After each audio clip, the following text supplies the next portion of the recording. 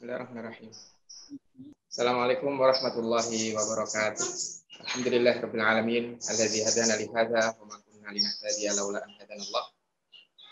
Alhamdulillahirabbil alamin alladzi arsala rasulahu bil huda wa dinil haqq liyudhhirahu 'ala ad-dini kullihi wa kafa billahi syahida. Asyhadu an la ilaha illallah wahdahu la syarikalah wa asyhadu anna Muhammadan abduhu wa rasuluh. Allahumma shalli wa sallim wa barik ala nabiyyina Muhammadin sallallahu alaihi wasallam wa ala alihi wa sahbihi wa man tabi'ahu bi ihsanin ila yaumiddin. Subhanakallahumma la ilma lana illa ma 'allamtana innaka antal alimul hakim wa tub alaina innaka antat tawwabur rahim. Rabbana zidna ilma warzuqna fahma wa arinal haqqa haqqan warzuqna ittiba'ah wa arinal batila batilan warzuqna ijtinabah. Amma ba'du.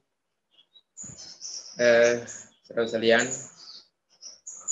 muslimin muslimat di manapun berada, wabil khusus teman-teman jamaah yang ada di Masjid Darussalam Ria Tugu Asri. Mudah-mudahan semuanya senantiasa dijaga dan dilindungi oleh Allah Subhanahu wa taala. Syukur alhamdulillah rabbil alamin, kita panjatkan kehadirat Allah atas semua kenikmatan yang telah diberikan kepada kita, baik itu nikmat lahiriah atau itu nikmat batiniyah. Baik itu adalah nikmat yang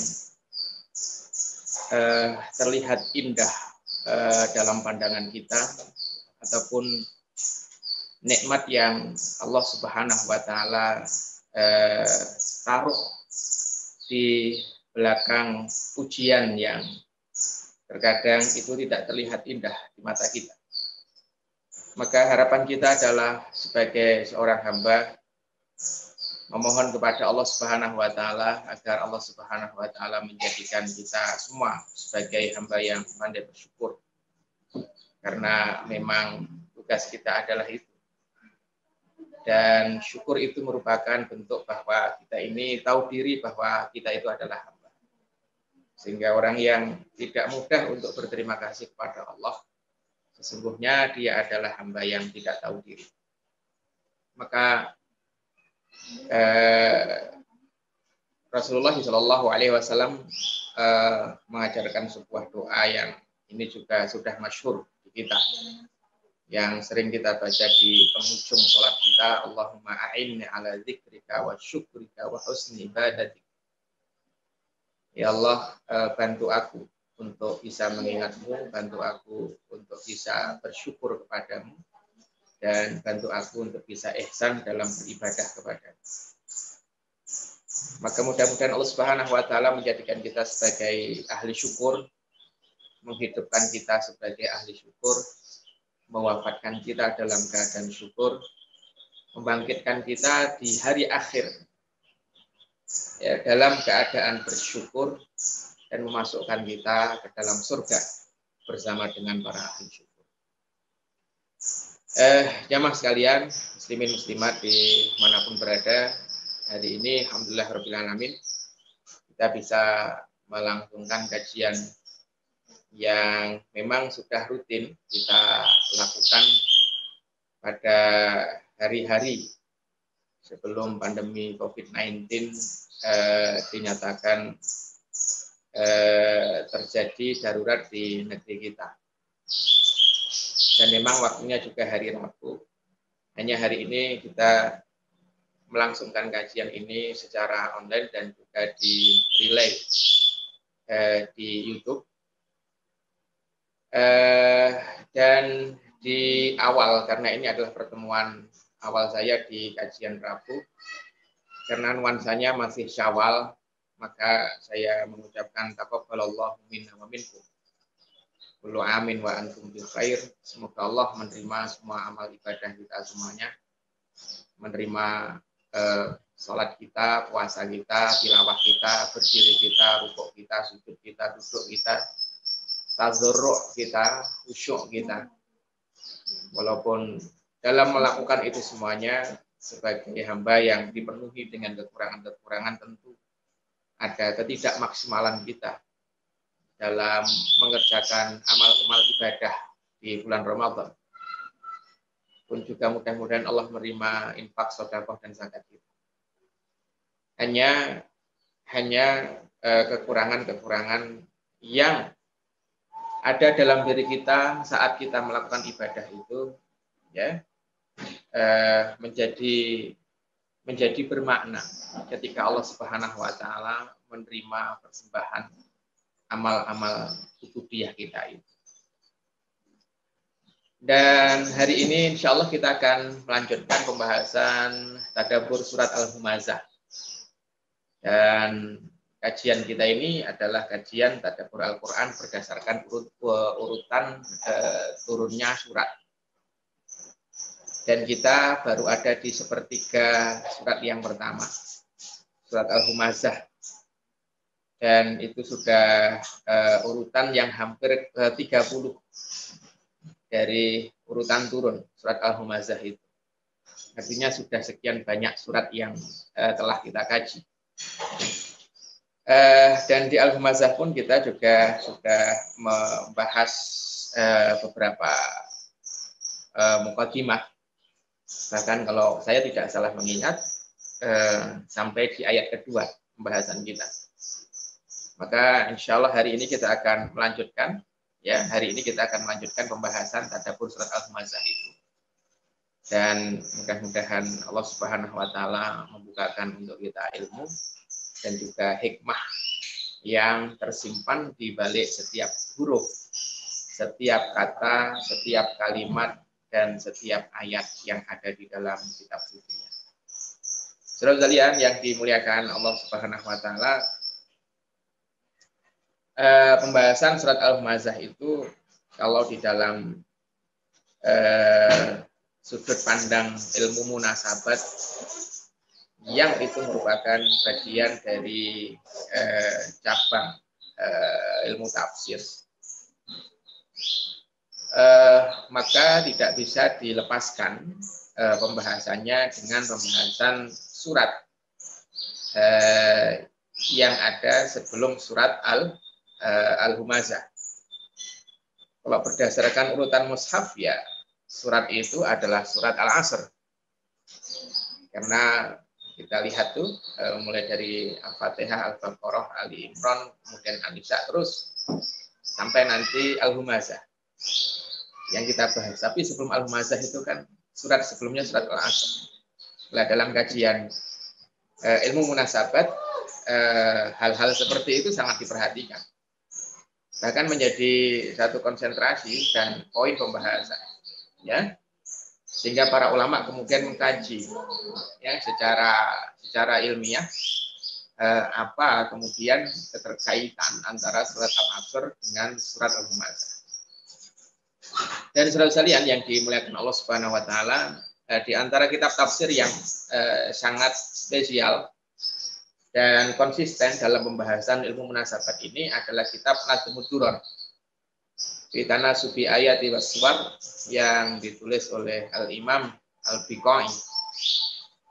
Maka beliau menjelaskan bahwa surat Humazah ini punya keterkaitan tema yang sangat erat dengan surat sebelumnya, yaitu Al-Asr.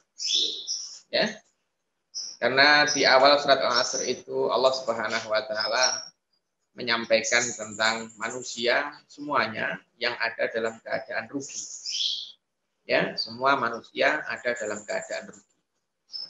Kemudian dalam surat Al-Asr itu Allah Subhanahu wa taala sangat konsen dalam menyampaikan sifat-sifat manusia yang tidak rugi. Ya. Sifat-sifat manusia yang tidak rugi.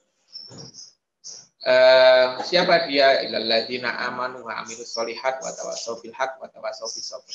Iman, amal soleh, saling berwasiat dalam kebenaran dan saling berwasiat dalam kesabaran. Itu yang tidak rugi. Dan sifat-sifat ini sudah dijelaskan dalam surat Al-Asr. Maka orang-orang yang rugi belum dijelaskan dalam surat Al-Asr. Ya. Karena masih fokus al-asr itu di sifat-sifat orang yang tidak rugi. Manusia yang tidak rugi. Ya karena belum dijelaskan, maka hadirlah surat Al-Humazah untuk menjelaskan. Kurang lebih begitu ya. Setelahnya datang surat Al-Humazah menjelaskan sifat-sifat orang yang rugi. Ya walaupun sebenarnya dengan surat Al-Asr saja kita sudah tahu. Dengan surat Al-Asr saja kita sudah tahu sifat-sifat orang yang tidak rugi. Dengan cara apa? Dengan cara mafhum mukhalafah. Ya, kalau dalam pembahasan usul fikih di Muqaddimah itu ada pembahasan tentang mafhum mukhalafah. Dalam usul tafsir juga ada pembahasan tentang mafhum mukhalafah. Mafhum mukhalafah itu pemahaman yang diambil dari kebalikan sebuah teks. Kalau orang yang tidak rugi itu orang yang beriman, beramal soleh, yang berwasiat dalam kebaikan dan berwasiat dalam kebenaran, maka mafhum mukhalafahnya berarti orang yang tidak beriman, yang tidak beramal soleh, tidak berwasiat dalam kebaikan dan kesabaran, berarti dia rugi. Gampangnya kan begitu. Ya, gampangnya begitu. Dan dengan begitu sebenarnya kita sudah paham, sudah ngerti bahwa orang yang tidak melakukan 4 hal ini rugi. Berdasarkan pemahaman yang kita ambil dari kebalikan sifat orang-orang yang beruntung dalam surat Al-Asr. Tapi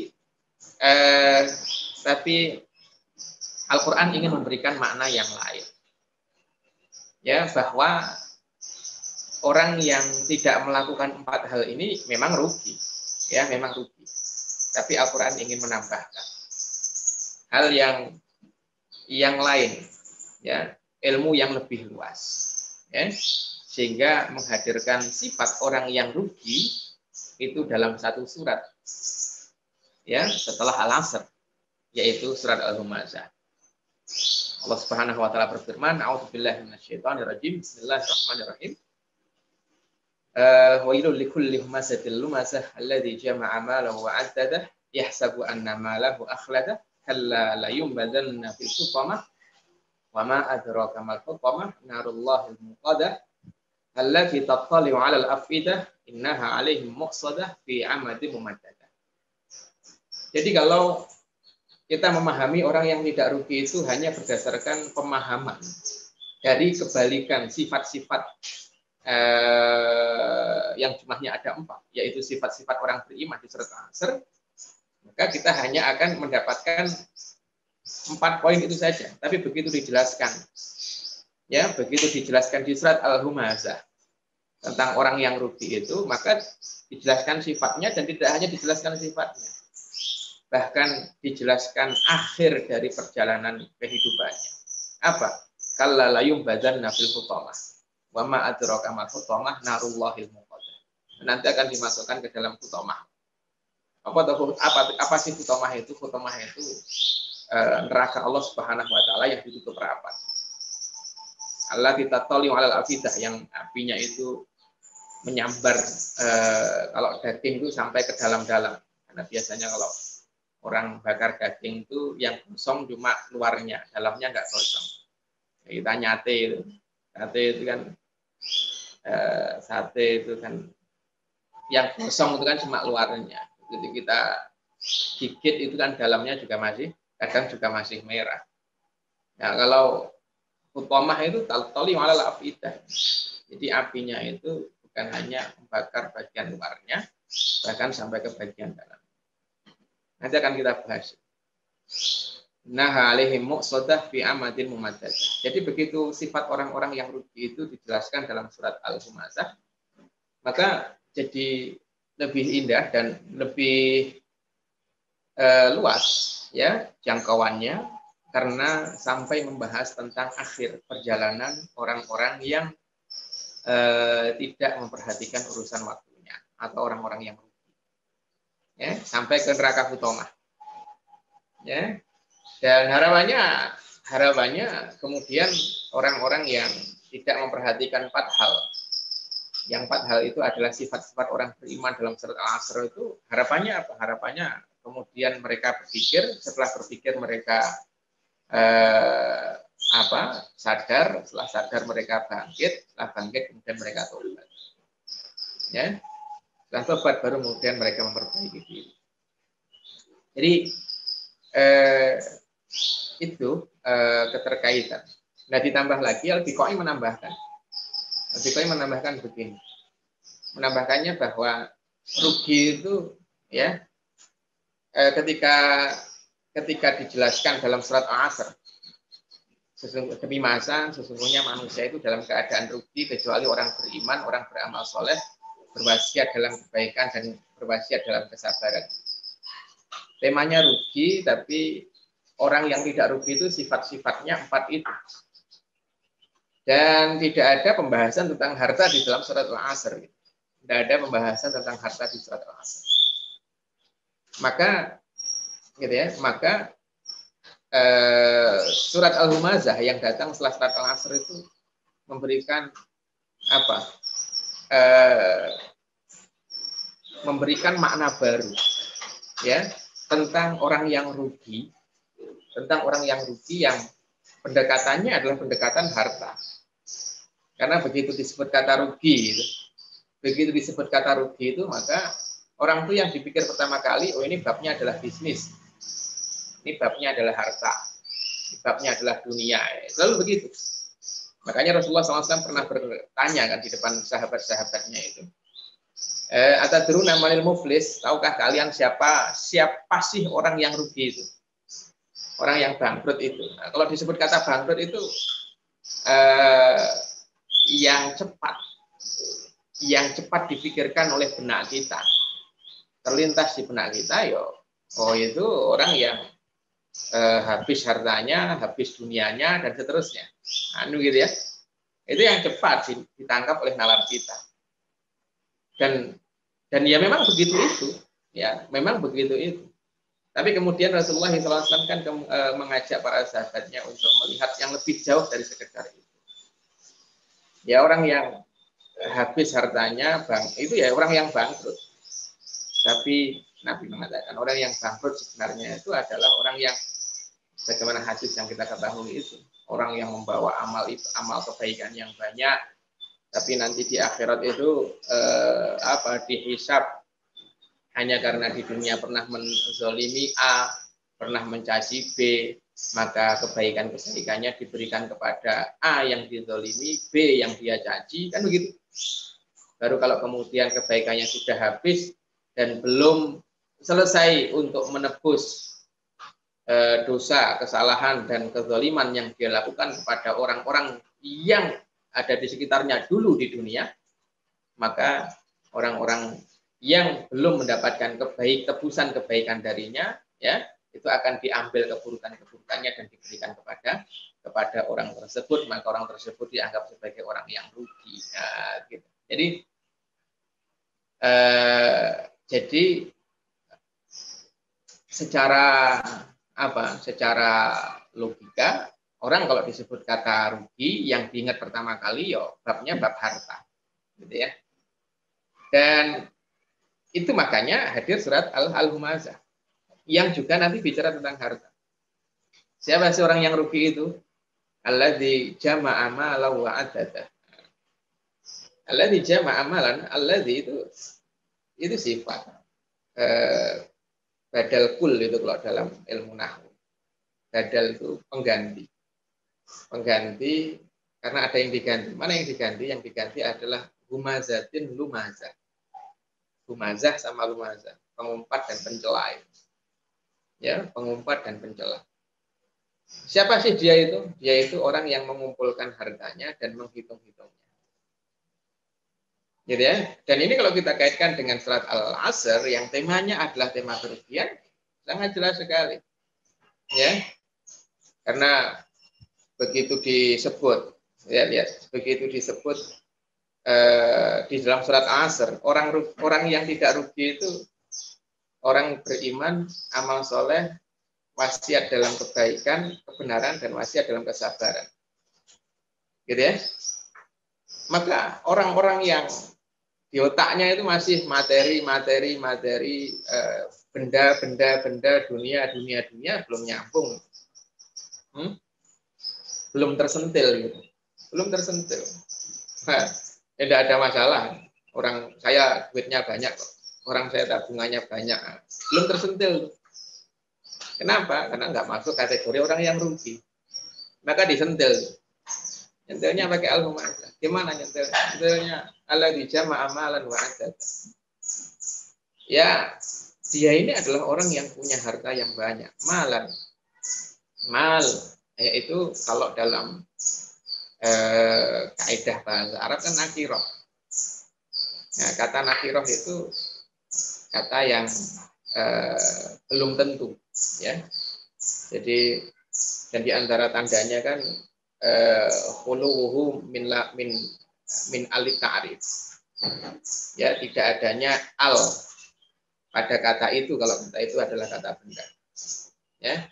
Sehingga malan bukan alladzi jama'al mal, bukan jama'a al mal, bukan, tapi jama'a malan. Dan kata nakiroh itu di antara fungsinya, ya. Nah, terus kalau nakiroh itu maknanya apa? Ini ada pembahasannya. Nakiroh itu di antara, karena nanti tidak semua nakiroh itu bermakna apa yang saya sampaikan ini. Kata malan itu kan nakiroh, tidak ada alnya, tidak almal, bukan. Nah, nakiroh itu diantara maknanya adalah lita'zim, untuk menunjukkan sesuatu itu agung, sesuatu itu besar, gitu ya. Sehingga nggak perlu dikasih sifat besar, tidak perlu dikasih sifat banyak, maka dengan menakirohkan kata benda sudah termaknai besar, sudah termaknai banyak. Ya, contohnya ayat ini, alladzi jama'a malan. Itu maknanya adalah alladzi jama'a malan katsiran. Yang mengumpulkan harta yang banyak. Nah, gitu ya. Walaupun katsirannya itu enggak ada dalam enggak disebutkan dalam ayat ini, tapi dengan menakirohkan kata harta, mal dinakirohkan enggak ada alnya. Maka di antara maknanya menambahkan sifat besar, sifat banyak, sifat agung pada kata tersebut. Ini itu juga sama seperti yang makna yang ada dalam Quran surat Al-Fatah ayat 29 ketika berbicara tentang profil sahabat Nabi Shallallahu Alaihi Wasallam di dalam kitab Taurat, maka Quran mengatakan tarahum ruk'an sujjadan yabtaguna fadlan minallahi wa ridwana. Kamu melihat para sahabat itu banyak rukuknya, banyak sujudnya, ya, karena mereka mengharap karunia dari Allah dan keridhaan. Kata karunia itu kan di situ menggunakan fadlan bukan al-fadlan. Waridwanan tidak ar-ridwana, tapi tapi ridwanan, tidak ada alnya. Kata fadlan dan ridwanan enggak ada alnya, nakirah semuanya. Kenapa? Lita'zim. Ya, untuk memberikan makna besar. Jadi yang diharapkan oleh sahabat itu bukan hanya karunia kecil, tapi karunia besar, dan itu surga. Bukan hanya keridhaan yang kecil, tapi keridhaan yang besar, yaitu melihat wajahnya Allah Subhanahu wa taala di dalamnya. Ya, walaupun di situ tidak ada yabtaguna fadlan kabiron waridwanan kabir aziman, enggak ada kabiron, tidak ada sifat besar, tidak ada sifat agung di situ. Tapi dengan menakirahkan kata ridwan dan kata fadlan dan ridwan dinakirahkan, maka sudah membubuhi makna besar, makna agung pada kata itu. Loh, ini juga sama. Ya, dalam surat Al-Mazzah ayat 2 juga sama. Ya, alladzi jama'a malan, kata mal enggak ada alnya. Oh, berarti ini sudah dibubuhi sifat besar, sifat banyak pada harta ini. Kan gitu. Sehingga saya kembalikan ke pembahasan di awal, ya. Kaitannya dengan surat Al-Asr yang bicara tentang dasarnya manusia itu ada dalam kerugian. Ya. Maka Orang-orang yang materialis, ya, orang-orang yang materialis kemudian dia tidak merasa rugi. Ketika Quran mengatakan wal asri innal insana lafi khusrin, demi masa sesungguhnya manusia ada dalam keadaan rugi. Orang yang duitnya banyak nggak merasa disentil, nggak merasa rugi. Kenapa duitnya banyak? Ya, apalagi di sifat orang-orang yang beruntung tidak disebutkan, ya, tidak disebutkan, tidak dibahas tentang harta. Ya sudah aman, ya aman, nggak merasa rugi, nggak merasa tersentuh. Kemudian datanglah surat Al-Humazah tadi yang kita bahas itu. Ternyata sifat orang yang rugi itu Allah dijama amalan wa adada. Oh, dia itu duitnya banyak, hartanya banyak, asetnya banyak, wa adada, dan dia hitung-hitung. Ya, hartanya banyak, asetnya banyak, ya, depositnya banyak dan seterusnya. Pokoknya materinya banyak lah, ya, kaya raya, gitu ya. Jadi ternyata orang yang duitnya banyak, orang yang hartanya banyak itu juga dalam keadaan rugi, ya, juga dalam keadaan rugi selama harta itu layan fa'li akhiratihi, tidak memberikan kemanfaatan untuk kehidupannya di akhirat nanti. Itu jadi hubungannya begitu itu, ya. Sehingga dengan begitu, loh, kamu walaupun kaya, kamu walaupun duitnya banyak, tapi kalau semua itu tidak, ya, tidak bermanfaat untuk kehidupan akhirat kamu itu rugi, ya, kamu itu rugi. Sehingga poin kerugian seseorang itu tidak dilihat dari sedikit ataupun banyaknya harta yang dia miliki, tapi poinnya ada pada kebermanfaatan materi itu untuk kehidupannya di yaumil akhir nanti. Dan itu dijelaskan, ya, sebagai sebuah korelasi hubungan antar tema antara surat Al-Humazah dengan surat Al-Asr sebelumnya. Baik, saudara sekalian yang dimuliakan Allah Subhanahu wa taala. Allah berfirman, wailul likulli humazatil lumazah. Celaka. Kita sudah bahas kata celaka itu, dan kita juga sudah bahas ayat surat-surat dalam Al-Quran yang diawali dengan kata celaka. Likulli humazatin lumazah, humazah kita juga sudah bahas. Alladzi jama'a malan wa addada. Ya. Yang mana pencaci dan pengumpat itu dia ini adalah orang yang mengumpulkan harta dan menghitung-hitungnya. Mengumpulkan harta dan menghitung-hitungnya. Ayat pertama bicara tentang orang yang mencaci dan mengumpat. Ayat kedua bicara tentang orang yang mengumpulkan harta dan menghitung-hitungnya. Walaupun orang yang ada di ayat pertama, ya orang yang ada di ayat kedua, gitu ya. Tapi kalau tidak kita simak dengan baik, kayaknya nggak nyambung. Ini pencaci sama pencela, loh kok. Yang kedua, dia ngumpulin harta dan menghitung-hitungnya. Itu kayak nggak nyambung, ya. Hanya kemudian jamaah sekalian yang dimuliakan Allah Subhanahu wa taala,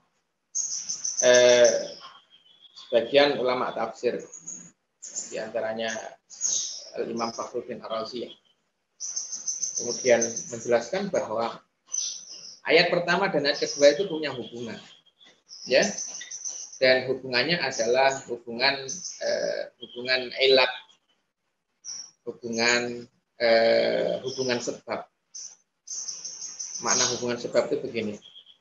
Jadi ayat kedua itu adalah alasan orang, ya, melakukan keburukan di ayat pertama. Jadi ayat kedua itu adalah alasan dia melakukan keburukan di ayat pertama. Ayat pertama itu kan orang itu kan mengumpat dan mencaci. Kenapa sih dia mengumpat dan mencaci? Alladzi jama'a amalan wa azzada. Karena dia punya harta. Jadi kalau tidak kita cermati kayaknya nggak nyambung. Kayaknya nggak ada hubungannya. Ya berlalu begitu saja. Ini bicara tentang lisan, ini bicara tentang ngumpulin duit. Ya. Terus apa hubungannya ngumpulin uang sama lisan yang suka mencaci itu? Kayak itu kalau nggak kita pantengin, nggak kita tadaburi, nggak kita tafakuri, kayak nggak nyambung. Tapi ternyata ayat pertama dan kedua itu hubungannya adalah hubungan ilat, hubungan alasan. Yang mana ayat kedua menjadi alasan dari ayat pertama. Sehingga alasan orang, gitu ya, alasan orang mencaci, alasan orang mengumpat di ayat pertama itu apa? Alladzi jama'a amalan wa addada. Ayat kedua karena dia punya harta. Ya. Karena dia punya harta. Makanya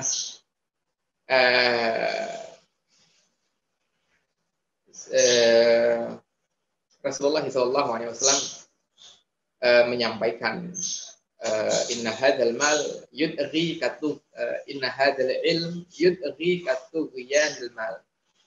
Sesungguhnya ilmu itu bisa menjadikan pemiliknya melampaui batas sebagaimana harta juga bisa menjadikan pemiliknya melampaui batas.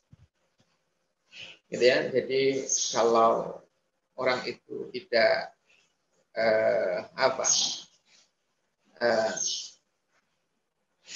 tidak menjaga niat dalam menuntut ilmu, maka nanti ya bisa ilmu yang dia dapat itu justru malah menjadikan dirinya ujub dan lebih lanjut lagi menjadikan dirinya sombong. Lebih tinggi lagi menjadikan dirinya melampaui batas. Gitu ya. Melampaui batas, mengganggu kehidupan umat manusia. Ya. Membuat virus-virus dan seterusnya. Itu di level tertinggi, level tertentu. Jadi orang sebagaimana ilmu juga bisa mengubah karakter orang. Ketika belum punya ilmu, maka anteng gitu ya. Ada orang banyak diam, banyak dengerin, begitu sudah punya ilmu, gitu ya.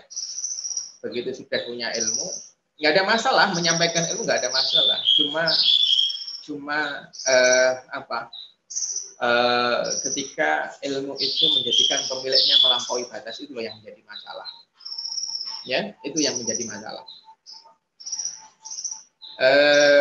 Sehingga Korun itu sebelum bangga dengan harta, maka dia bangga dengan ilmu dulu. Inna ma'utitu ala ilmin ini. Aku ini dapat ini semuanya karena ilmu. Ilmu yang aku punya. Ya, karena aku itu pintar. Itu kan mangrotingal itu melampaui batas disebabkan karena ilmu. Jadi Korun itu melakukan melakukan dosa melampaui batas karena ilmu sebelum melampaui batas karena harta. Gitu. Nah,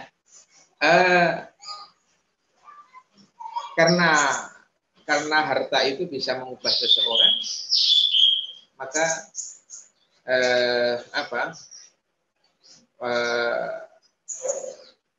maka harta ini begitu ada di tangan orang-orang yang tidak baik akan menjadikan akan menjadi asbab orang itu humazah sama lumazah. Jadi kurang lebih intinya begitu, hubungan alasan antara ayat pertama dan ayat kedua. Dan hari ini kan sering kita dapati. Ya. di mana orang itu semua ukurannya harta. Orang itu semuanya ukurannya materi. Bahwa kalau materinya banyak berarti orang itu mulia. Kalau materinya tidak banyak berarti dia tidak mulia. Gitu. Dan bahkan lebih parah lagi, ya, mengukur kasih sayang Allah kepada manusia itu lewat barometer materi ini, gitu. Itu lebih parah lagi. Mengukur kasih sayang Allah kepada manusia dan ukurannya adalah ukuran materi. Jadi ini seperti orang mengukur kecantikan dengan penggaris, ya itu. Mengukur kecantikan pakai penggaris itu gimana itu caranya? Enggak nyambung gitu, enggak nyambung. Jadi mengukur kasih sayang Allah dengan harta yang dia dapat. Ya. Dan itu ada dalam Quran surat Al-Fajr kan. Insyaallah jamaah sekalian sudah hafal. Fa'amal insanu idza mabtalahu rabbuhu fa'akramahu wa na'amahu fa yaqulu rabbi akraman. Wa amma idza mabtalahu faqadara alaihi rizqahu fa yaqulu rabbi ahana. Manusia itu kalau diuji oleh Allah Subhanahu wa taala, manusia itu kalau diuji oleh Tuhannya, amal insanu idza mabtalahu rabbuhu fa akramahu, kemudian Allah muliakan dia. Wa na'amahu, Allah berikan harta kepadanya. Allah berikan kenikmatan yang besar kepadanya. Fa yaqulu rabbi akraman, maka dia akan komentar, loh, ini loh bentuk Allah memuliakan aku. Nah, gitu. Jadi begitu dapat harta banyak, kenapa? Karena ukur kasih sayang Allah pakai materi tadi itu. Maka begitu dapat itu banyak, dia komentarnya Rabbi akraman, Tuhanku memang memuliakan aku. Ya, sehingga dia melihat bahwa orang-orang yang hidupnya tidak sehoki dia, hidupnya tidak seenak dia, itu adalah orang-orang yang tidak mendapatkan kemuliaan dari Allah Subhanahu wa taala. Akhirnya nanti begitu itu. Nah, itu kan salah. Itu kan cara pandang yang salah. Nanti juga sebaliknya begitu. Wa amma idza mabtalahu wa qadara alaihi rizqahu fa yaqulu rabbi ahanan. Tapi kalau nanti rezekinya dibatasi oleh Allah Subhanahu wa taala, gitu ya. Kenikmatan-kenikmatan yang Allah berikan sebelumnya dicabut, diganti dengan kenikmatan yang lain yang lebih rendah dari kenikmatan sebelumnya dan seterusnya. Nah, maka dia mengatakan Rabbi ahad. Wah, begini ini berarti Tuhanku enggak sayang sama aku. Gitu. Jadi mengukur kasih sayang Tuhan dengan benda, dengan materi. Itu tadi saya sampaikan seperti mengukur kecantikan pakai penggaris. Gitu. Wah, orang perempuan itu cantik. Gitu. Loh, kamu kok bilang cantik itu ukurannya apa? Ukurannya penggaris ini. Lah, kamu ukur tuh apa? Kamu pakai penggaris itu.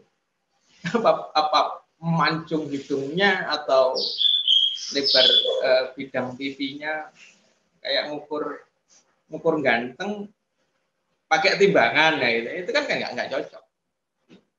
Wah, orang tuh ganteng, kamu bilang ganteng, ukuran kamu apa? Lo ini ada pakai timbangan ini.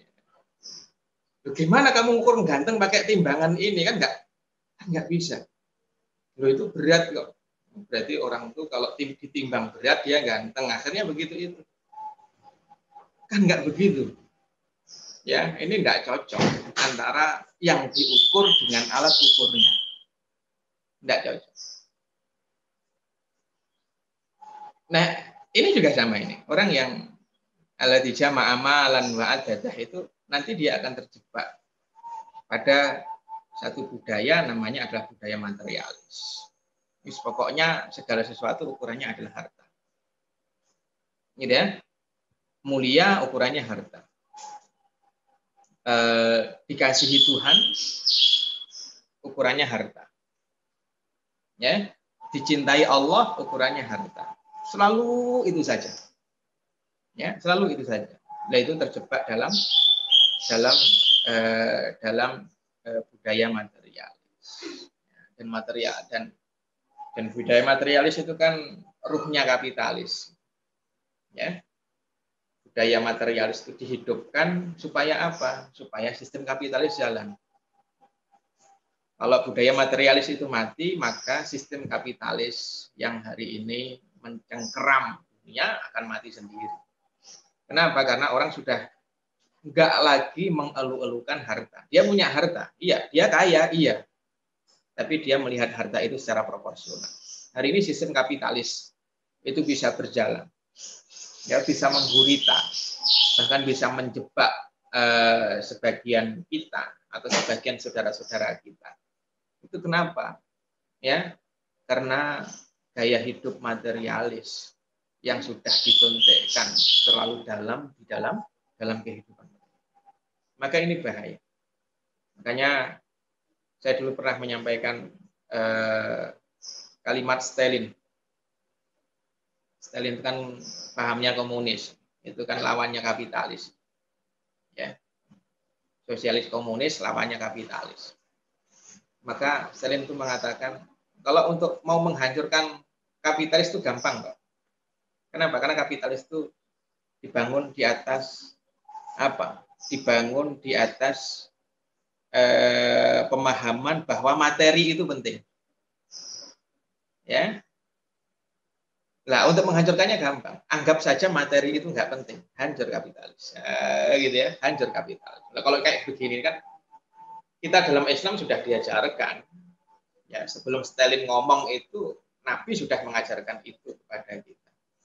Ya, makanya kata materi dalam Islam itu kan, harta dalam Islam itu kecantikan, itu kan materi-materi semuanya ya. Itu selalu disandingkan dengan sesuatu yang sifatnya itu spiritual dengan ruhiyah.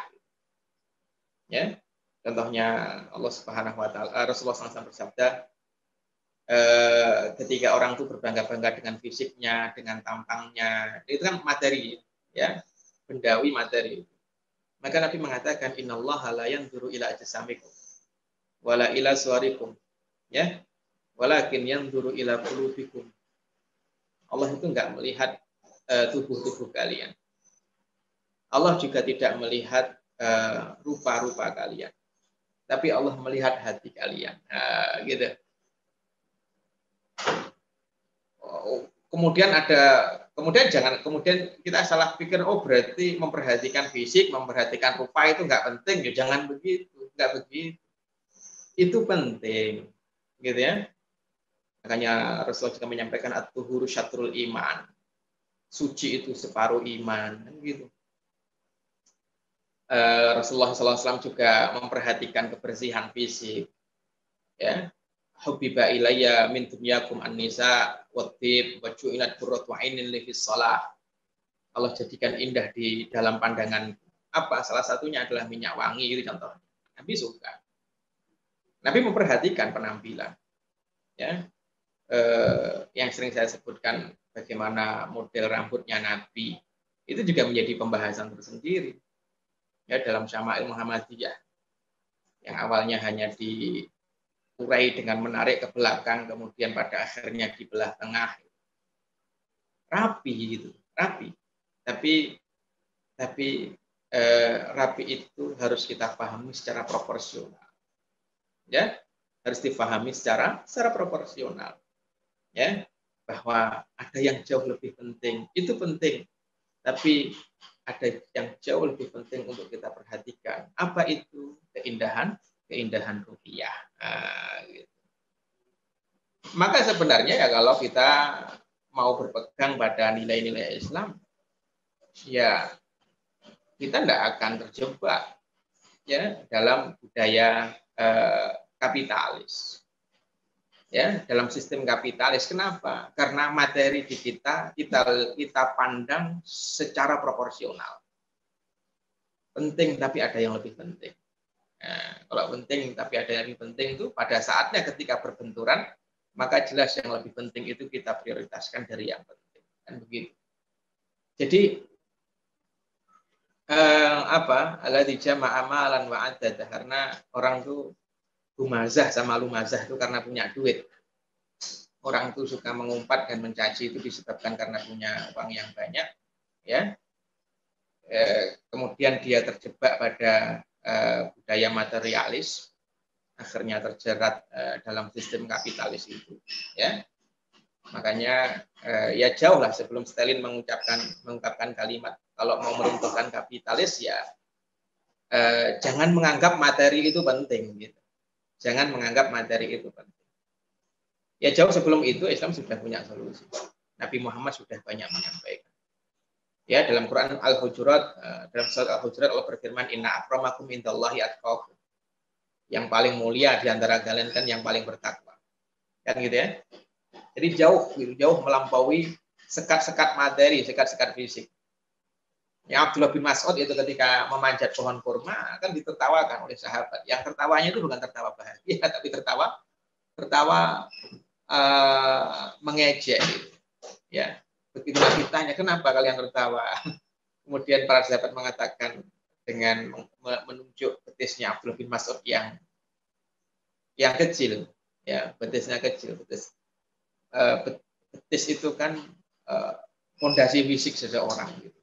Ya, sehingga ketika pondasinya kokoh maka ke atas juga akan kokoh, gitu. Nah Abdul bin Mas'ud itu kan betisnya kecil, gitu. Ya tidak ada masalah karena orang itu yang dilihat adalah fisiknya dulu. Tapi Nabi Shallallahu Alaihi Wasallam mengajarkan kepada para sahabat itu, ya kalau bab betis yang kecil itu kan juga Abdul bin Mas'ud tidak meminta itu kepada Allah, karena Allah ngasihnya sudah seperti itu. Nah kalau sudah pemberian Allah, apa iya kemudian harus kita bangga-banggakan atau harus membuat kita minder, kan enggak juga. Maka Nabi mengajak sahabat untuk melihat dari aspek spiritual, aspek metafisik yang jauh melampaui aspek fisik, kan gitu ya, dengan mengatakan itu betis nanti di akhirat lebih berat daripada gunung Uhud, kan begitu. Jadi masya Allah, ya dalam Islam seperti itu.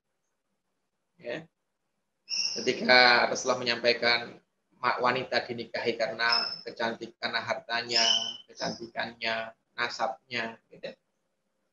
Nabi akui boleh silahkan. Tapi Nabi itu fadfar bidzatiddin. Tapi berbahagialah dengan memilih yang agamanya bagus. Tidak ada masalah kamu pilih cantik, kaya, bernasab, ya asalkan dia juga punya agama yang baik. Nanti kamu akan menang, kamu akan bahagia, gitu ya. Jadi saudara sekalian yang dimuliakan Allah Subhanahu Wa Taala, ini ini adalah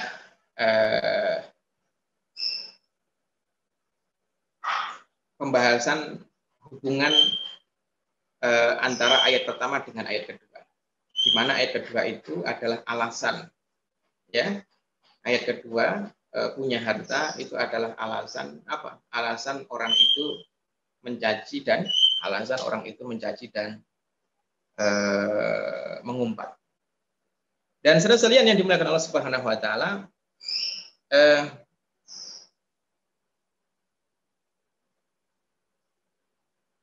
hanya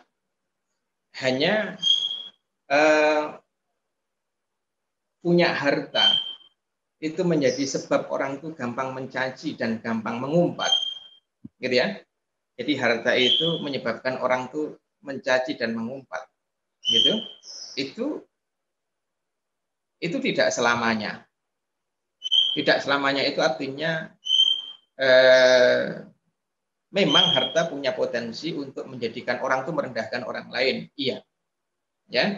Tapi kalau kita melihat sifat orang beriman yang tidak rugi di surat Asr, bahwa orang yang tidak rugi itu dia yang beriman, beramal soleh, saling berwasiat dalam kebaikan dan dalam kesabaran itu, kan gitu ya. Maka ada juga orang yang punya harta, tapi hartanya itu tidak menjadikannya gampang mengumpat dan tidak menjadikannya gampang mencela. Jadi harta itu berpotensi menjadikan orang gampang mengumpat dan mencela itu adalah sebuah fenomena dan kelaziman masyarakat yang ada hari itu dan besar hari itu ketika Quran ini turun, sehingga potretnya adalah potret materi, dan gitu ya.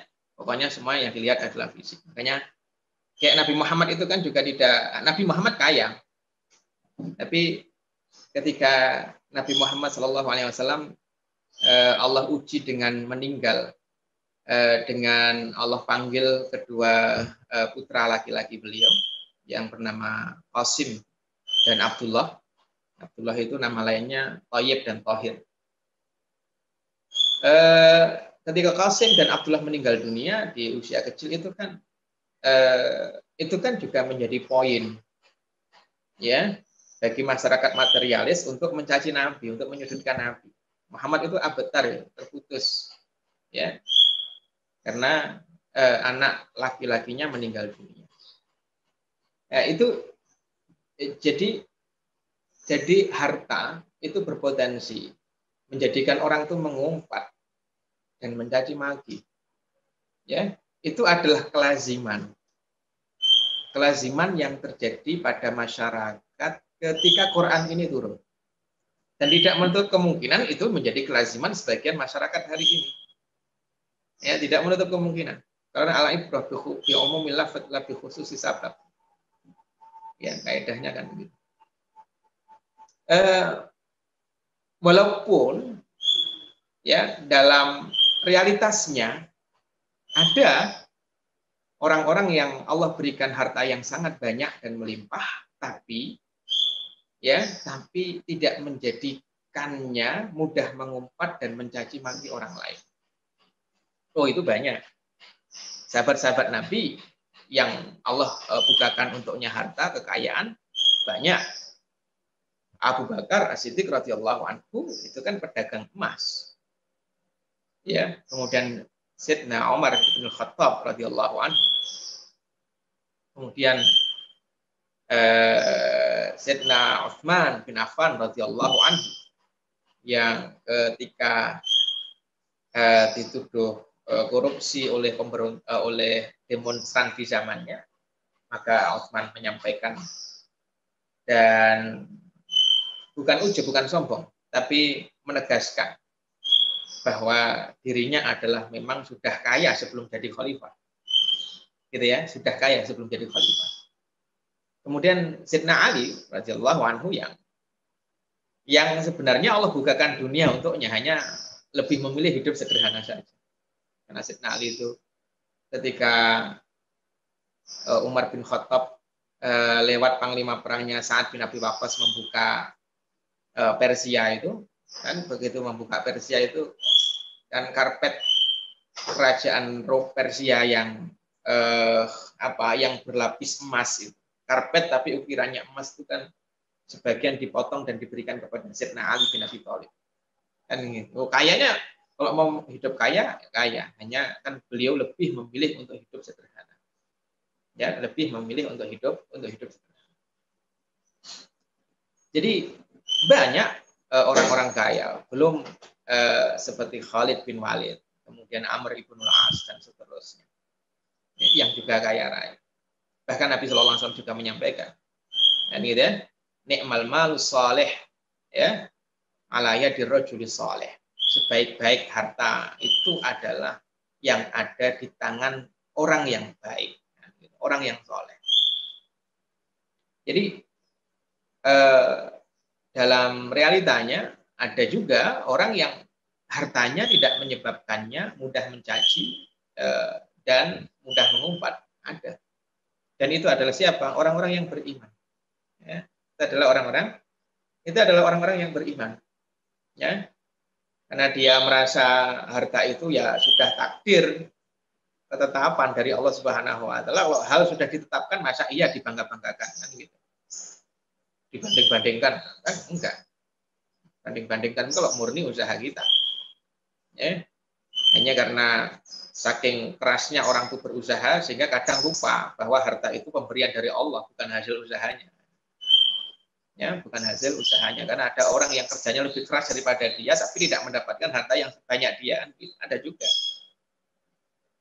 Jadi ibu-ibu, bapak-bapak, muslimin muslimat dimanapun berada. Jadi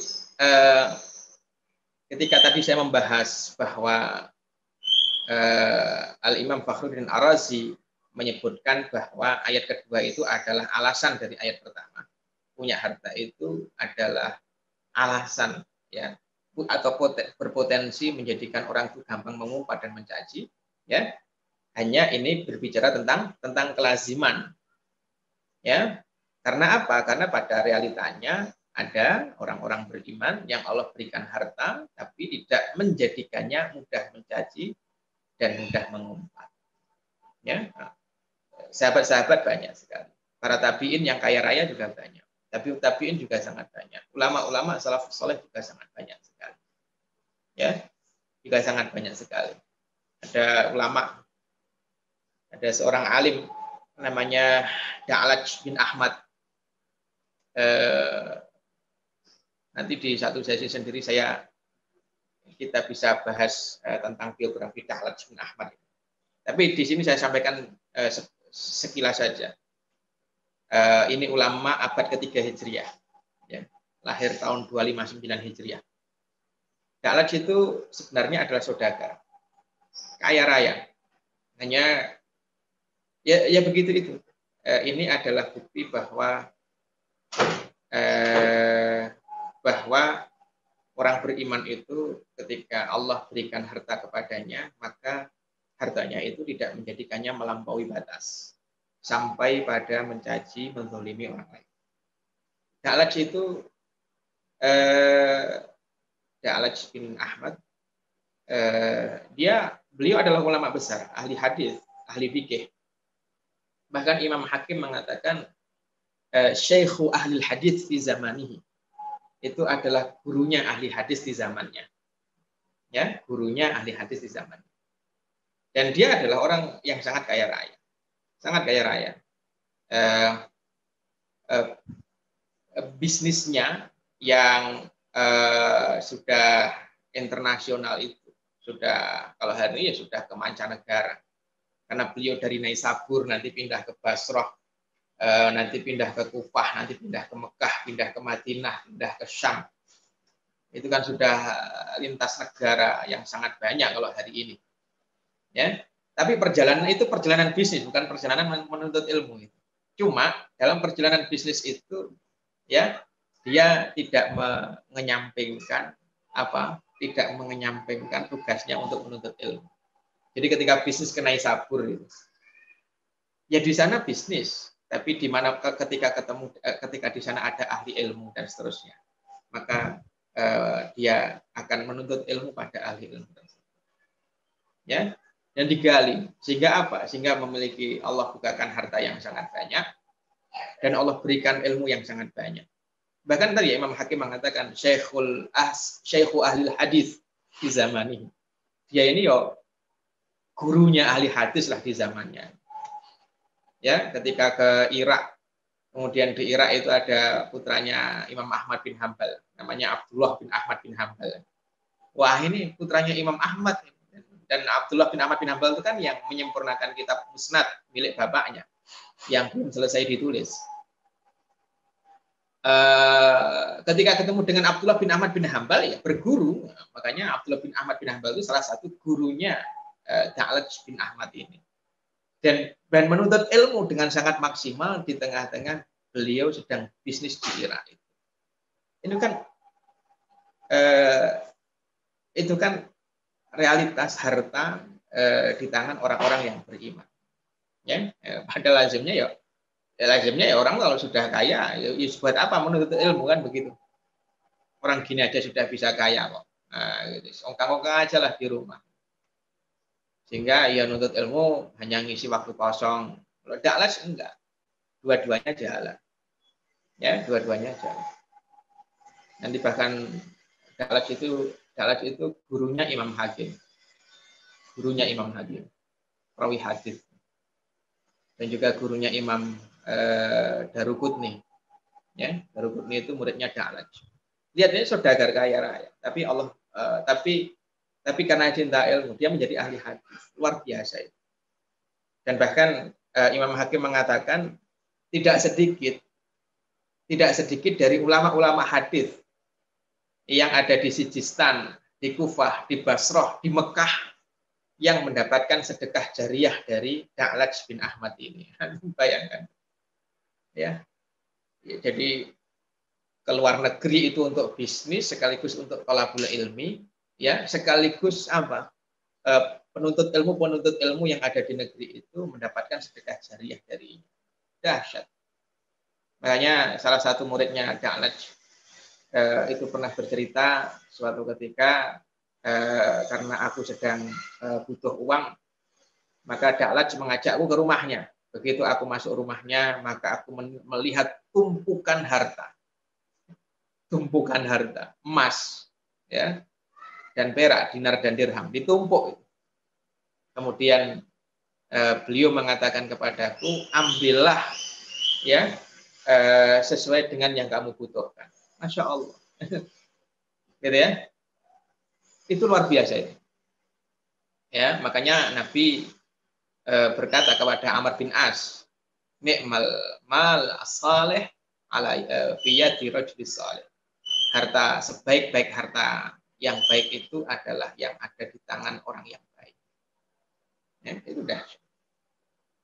Belum juga Ibnu Hajar al-Asqalani. Hajar ulama luar biasa itu. Punya kitab yang terkenal ya Fathul Bari, ya, Syarah Sahih Al-Bukhari itu. Juga punya kitab yang terkenal di kita ya Bulughul Maram, dan juga kitab-kitab yang lain. Banyak sekali. Itu Ibnu Hajar dengan semua keilmuannya itu, ya, dengan semua keilmuannya itu, beliau adalah orang yang Allah bukakan harta yang sangat melimpah di tangannya, ya, harta yang sangat melimpah di tangannya. Tapi hartanya, ya, tidak menjadikannya tadi seperti surat Al-Humazah itu, Humazah sama Lumazah itu.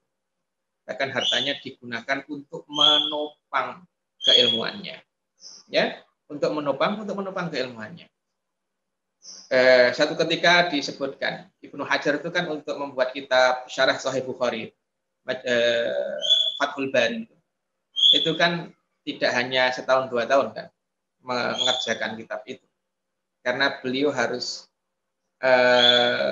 menyampaikan beliau harus khatam ngaji Sahih Bukhari syarahnya itu kepada sekian belas ahli ilmu. Jadi ngaji sama ulama A Sahih Bukhari khatam, ngaji Sahih Bukhari sama ulama B khatam, ulama C khatam, terus sampai belasan ulama. Beliau duduk di depannya untuk ngaji Sahih Bukhari sampai khatam, baru kemudian beliau nulis Fathul Bari. Ya, begitu selesai Fathul Bari ditulis, disusun oleh Ibnu Hajar. Ini yang saya ingin sampaikan. Ya, bahwa Ibnu Hajar Allah berikan kekayaan yang luar biasa. Begitu Fathul Bari ditulis selesai, maka kemudian Ibnu Hajar itu, ya, Ibnu Hajar itu mengeluarkan uang, ya, 500 dinar, ya, 500 dinar,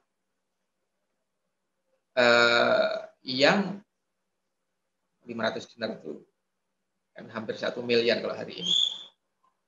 Mengeluarkan uang 500 dinar untuk tasyakuran karena beliau selesai nulis buku Fathul Bari. Bayangkan. Jadi ulama selesai nulis kitab, ya, tasyakurannya, ya, mengeluarkan uang 500 dinar sebagai bentuk syukur kepada Allah. Dan riwayat menyebutkan bahwa tidak ada makanan dari makanan yang ada di pinggir jalan sampai makanan yang hanya dinikmati oleh orang kaya, melainkan ada di dalam meja dan dihidangkan oleh Ibnu Hajar kepada semua tamu. Jadi itu saudara sekalian yang dimuliakan Allah Subhanahu wa taala, allati jama'a amalan wa addadah. Insya Allah nanti pada pertemuan yang akan datang kita akan lanjutkan pembahasannya di ayat-ayat berikutnya, yahsabu annama lahu akhladah dan seterusnya. Mungkin sampai di sini kajian kita pada kesempatan kali ini jam 9:14 dari saya akhiri sekian, mudah-mudahan bermanfaat dan mudah-mudahan Allah Subhanahu wa taala senantiasa memberikan penjagaan dan perlindungan kepada kita semuanya dimanapun kita berada. Hadanallahu wa iyyakum ajma'in. Assalamualaikum warahmatullahi wabarakatuh. Waalaikumsalam warahmatullahi wabarakatuh. Pak Ustadz, ada pertanyaan satu dari Umu Dalisa. Iya, Bu. Bisa ini Pak, pertanyaannya adalah bagaimana sikap kita dengan orang tua yang suka mengukur kemuliaan keluarga dengan harta membandingkan kita dengan anak tetangga yang lebih sukses? Itu Pak pertanyaannya. Baik. Sikap kita pertama, sikap kita kepada orang tua kita, maka wa'ashiruhunna maka wabil walidaini ihsan. Maka sikap kita kepada orang tua kita tetap ihsan. Tetap baik. Ihsan itu secara spesifik artinya adalah membalas keburukan dengan kebaikan. Ya, artinya kita harus membalas harus membalas sikap orang tua kita yang seperti itu kepada kita dengan sikap yang lebih baik dari itu, dengan ihsan. Gitu ya. Itu sikap kita kepada orang tua kita. Adapun sikap kita terhadap diri kita, maka selama kita memiliki pandangan yang benar terhadap materi, kita pun juga melakukan ikhtiar. Kita bekerja ya bekerja, kita beraktivitas ya beraktivitas, ya. Dan semua itu kita lakukan dengan itqan, dengan totalitas, dengan profesional, gitu ya. Selama kita melakukan itu, ya, dan kita memahami bahwa memahami konsep harta itu dengan benar, memahami materi itu dengan benar, gitu, maka saya yakin itu tidak akan berpengaruh pada diri kita. Kalau kita sudah memahami bahwa mulia itu kan ukurannya bukan harta, nah, gitu contohnya. Tapi kita ngomong mulia itu ukurannya bukan harta, kita ngomong begitu, tapi kita juga tetap bekerja. Jangan kemudian ada orang mulia itu kan ukurannya bukan harta, kemudian kan berpangku tangan di rumah, gitu contohnya. Tidak melakukan pekerjaan, tidak mencari nafkah. Apa? Ditanya apa? Kenapa? Ya, karena mulia itu kan bukan karena harta, itu salah kaprah itu. Artinya kalau kita sudah meyakini konsep harta itu dengan benar, kaitannya dengan kemuliaan, dan itu bukan standar kemuliaan, tapi di satu sisi kita juga melakukan aktivitas-aktivitas, ya, bekerja dengan itqan, dengan profesional, dengan baik dan seterusnya, maka saya yakin mau dibanding-bandingkan dengan siapapun tidak akan membuat kita gelisah, tidak akan membuat kita sedih. Ya, kalau kita masih bingung ketika dibanding-bandingkan dengan anak tetangga, dia lebih begini, dia lebih begitu dan seterusnya, berarti konsep harta dalam diri kita, konsep materi dalam diri kita itu belum kokoh. Maka kokohkan dulu konsep itu. Ya, itu sikap kita terhadap diri kita. Gitu ya. Adapun sikap kita kepada orang tua kita, ya begitu tadi. Kalau kita sudah punya konsep diri yang benar terhadap materi, ya tidak apa-apa toh. Orang itu lebih kaya, orang jatahnya memang begitu. Gitu contohnya. Kita sudah bisa sudah bisa bersikap seperti itu, ya, kita sudah bisa bersikap seperti itu, maka kalau kemudian orang tua masih membanding-bandingkan, saya yakin tidak akan mempengaruhi stabilitas hati kita, gitu ya. Tapi gitu ya, tapi sikap kita kepada orang tua kita ya tetap kita harus ihsan kepada keduanya. Ya, ya, ya jawab dengan jawaban yang baik, dengan jawaban yang menghormati. Ya doainlah biar anakmu ini juga gitu. Ya bantu doa supaya karena doa orang tua itu kan mustajab, gitu contohnya. Gampang dikabulkan oleh Allah. Kalau aku ada salah, ya dimaafkan supaya rizkiku lancar. Jadi kita bersikap kepada orang tua kita dengan sikap yang ihsan. Jangan kemudian kita marah, kecuali kalau anaknya itu anak ABG, marah ya karena dia masih ABG.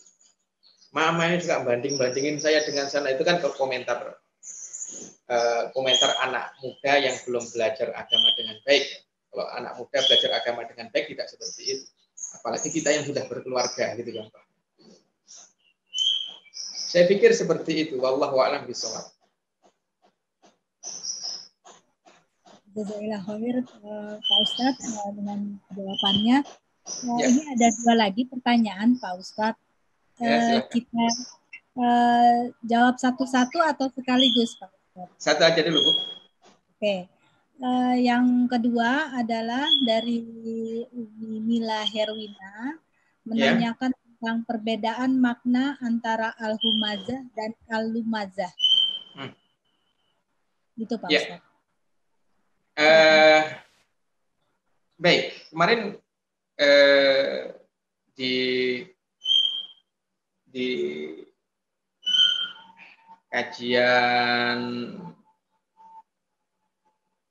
2 kali sebelum kita off kemarin itu sudah dibahas ayat pertama, karena saya tadi hanya mereview saja ayat pertama itu, karena mestinya hari ini kita sudah bahas ayat yang ketiga, yahsabu annama lahu akhradah. Cuma hari ini saya hanya mereview saja. Humazah sama lumazah itu para ulama tafsir memberikan definisi-definisi yang beraneka ragam, dan beraneka ragam itu bukan untuk kita pertentangkan, tapi untuk membangun sebuah pandangan yang utuh tentang makna humazah dan tentang makna lumazah. Ada yang berpendapat bahwa humazah itu mencaci dengan lisan, lumazah itu mencaci dengan isyarat. Jadi ada orang yang melihat sesuatu hanya dengan mengerutkan kening, kemudian mengangkat alis gitu ya, atau ada orang itu melihat orang dengan mengangkat dagu sambil melihat seperti ini gitu contohnya. Itu apa? Gitu contohnya. Itu kalau memang tujuannya adalah untuk mencaci, tujuannya adalah untuk menghinakan, maka itu adalah lumazah. Jadi seperti itu. Jadi humazah sama lumazah itu nanti para ulama memberikan penjelasan yang beraneka ragam. Pertama dilihat dari cara mencaci. Yang kedua dilihat dari dilihat dari poin caciannya. Yang dicaci masalah apa? Gitu ya. Yang dicaci masalah apa? Itu nanti akan membedakan ini namanya humazah, ini namanya lumazah. Ya. Itu. Jadi tapi paling sederhana, paling sederhana, dan bahkan nanti ada ulama yang memberikan makna humazah itu mencaci menggunakan isyarat, lumazah itu menggunakan lisan. Itu kan kebalikan definisi pertama, kan gitu ya. Sehingga nanti gimana itu? Terus gambarnya orang lumazah itu gimana? Gambarnya gini. Gambarnya dia itu menghina orang dengan menggunakan lisannya dan dengan menggunakan ekspresinya. Begitulah paling. Jika orang tua sangat memegang erat dalam menggunakan harta untuk sehari-harinya dengan alasan untuk mewarisi banyak, sehari-hari dengan alasan ingin mewarisi banyak untuk anak kelak, apakah termasuk yang senang menuntut harta, Pak Ustaz? Baik, pembahasan tentang alladzi jama'a malahu wa 'addada, yang mengumpulkan harta dan menghitung-hitungnya, itu pembahasan yang masih koma. Ya, sama seperti pembahasan tentang fawailul lil musallin. Celaka bagi orang-orang yang sholat. Nah, misalnya orang nggak mau sholat semuanya. Gitu. Jadi ini belum pembahasan yang titik ini. Jadi masih pembahasan yang koma. Karena ternyata yang celaka sholatnya, orang sholat yang celaka itu kan alladzina hum an sholatihim sahun, lalai dari sholatnya. Lalai dari sholat itu berarti ya nggak mengerjakan sholat. Ya, lalai dari sholat itu beda dengan lalai di dalam sholat. Kalau lalai dalam sholat itu mengerjakan sholat, tapi sok lalai ketika mengerjakan sholat. Tapi kan orang yang alladzina hum an sholatihim sahun itu kan orang yang lalai dari sholat itu kan artinya meninggalkan sholat. Jadi fawailul lil musallin, celaka bagi orang yang sholat, itu pembahasan yang masih koma, harus dilanjutkan dengan pembahasan ayat setelahnya. Ya, karena dia meninggalkan sholat dan dia kalau sholat mengerjakannya dengan riya. Ini pun juga sama, Bu. Alladzi jama'a malan wa 'addadah, yang mengumpulkan harta dan menghitung-hitungnya. Karena orang yang mengumpulkan harta mustahil tidak menghitung-hitungnya. Ya, dia akan menghitung. Bahkan orang beriman pun juga melakukan itu. Nah, kita saja juga begitu. Ada saldo berapa, ini berapa, dan seterusnya. Loh, itu nggak dosa kok. Tidak dosa. Ya, dosa itu ketika kemudian alladzi jama'a malan wa 'addada, mengumpulkan harta dan menghitung-hitungnya, dikaitkan dengan ayat pertama dan dikaitkan dengan ayat ketiga. Gitu ya. Rugi, dosa itu kalau dikaitkan dengan ayat kedua, mengumpulkan harta dan menghitung-hitungnya, itu dikaitkan dengan ayat pertama dan dikaitkan dengan ayat ketiga. Apa ayat pertama? Mengumpat dan mencaci maki, atau mencaci dan mengumpat. Ya, kembali ke pertanyaan nomor 2 tadi, ada juga yang berpendapat begini, Bu. Jadi kalau mencaci itu humazah itu mencaci di depan orang yang dicaci. Humazah itu mencaci di belakang orang yang dicaci. Itu ada juga yang seperti itu. Ya, jadi pembahasan yang luas. Artinya apa? Artinya mau mencaci di depan orang, mau mencaci di belakangnya, mau mencaci dengan lisannya, mau mencaci hanya menggunakan isyarat, itu masuk dalam humazah dan lumazah. Jadi mengumpulkan harta dan menghitung itu boleh, tapi menjadi bermasalah ketika dikaitkan dengan ayat pertama. Dia mengumpulkan harta dan menghitung, kemudian apa? Ya, begitu memiliki harta yang banyak, dia mencaci dan merendahkan orang lain. Dan dikaitkan dengan ayat yang ketiga. Apa ayat yang ketiga? Ya, yahsabu anna malahu akhladah. Dia mengira hartanya itu akan mengekalkannya. Ini punya dua makna. Satu makna hakiki, yang kedua makna metafora. Nanti akan kita bahas di pertemuan yang akan datang. Makna hakikinya seperti apa, makna metaforanya seperti apa, makna majasnya seperti apa itu. Jadi dia merasa hartanya itu bisa membuat dia kekal. Ya, merasa hartanya itu yang mengekalkannya. Nanti muncul penyakit wahan, apa, cinta dunia, kemudian takut mati. Itu menjadi ayat ketiga ini yang menjadikan apa? Yang menjadikan mengumpulkan harta dan menghitung-hitungnya itu, ya, itu sebuah dosa, sebuah aib, gitu. Tapi kalau mengumpulkan harta, menghitung, supaya apa? Supaya nanti ketika meninggal dunia itu bisa mewariskan harta yang cukup untuk keturunannya, sehingga keturunannya itu tidak meminta-minta, gitu ya, tidak kesulitan ekonominya dan seterusnya. Maka ini tidak masuk di dalam di dalam ayat kedua yang sedang kita bahas. Begitu ya, Bu ya. Assalamualaikum warahmatullahi wabarakatuh.